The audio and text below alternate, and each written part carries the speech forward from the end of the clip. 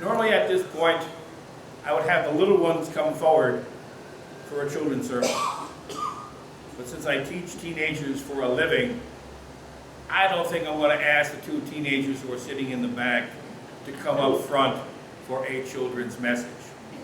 So instead, you two stay there, and I'll embarrass you from up here. Because I confess, the last time I saw you two, you were like this big. Okay, you were just little munchkins.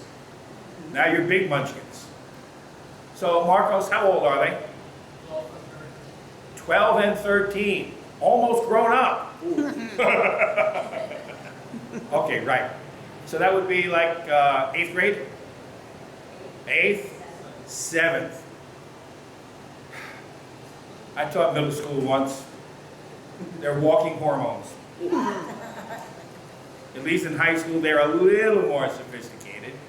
But now I want to stroll back down memory lane to a time when you may have had some kind of a family gathering and there was some cake or dessert that the two of them needed to share with one another. Now, I'm not going to put you on the spot, parents, and ask you if they were willing eagerly to share with one another, or if there was a little dispute over who would get the lion's share of the dessert. For those of you who can't see, I've got 4 people in the back giggling at one another.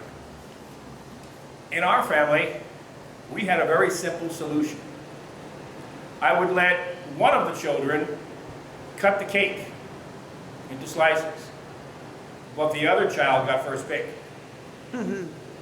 I guarantee you, a scientist in a nuclear laboratory could not be more precise about the slicing of cake into perfectly, evenly shaped slices. God forbid that one got a bigger slice than the other. In our gospel lesson, Jesus tells a story about a man who had wealth, but he wanted to keep it all for himself, only to wind up losing it all.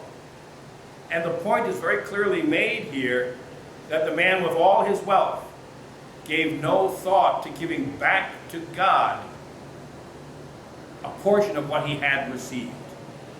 In fact, the Bible is quite clear when it teaches a tithe, a 10% return, as a model. Now, we don't practice tithing here. I teach percentage giving.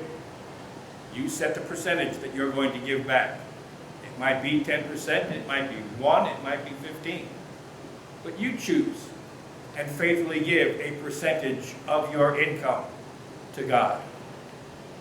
Or consider the needs of others.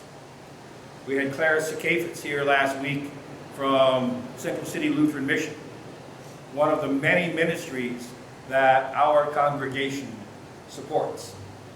And earlier this week I had an opportunity to meet with Bishop Andy Taylor, and we discussed the future ministry of Grace Evangelical Lutheran Church of Harupa Valley, which is actually in Glen, Avon, if you look at the sign across the street. Rather complicated name. And we'll be talking as a congregation about our vision for the future and to what extent we will be giving back to God and to our community from the blessings that God has given to us. Now, one final question. How did they ever wind up resolving their dispute over who was supposed to do the dishes or who got the first slice of cake?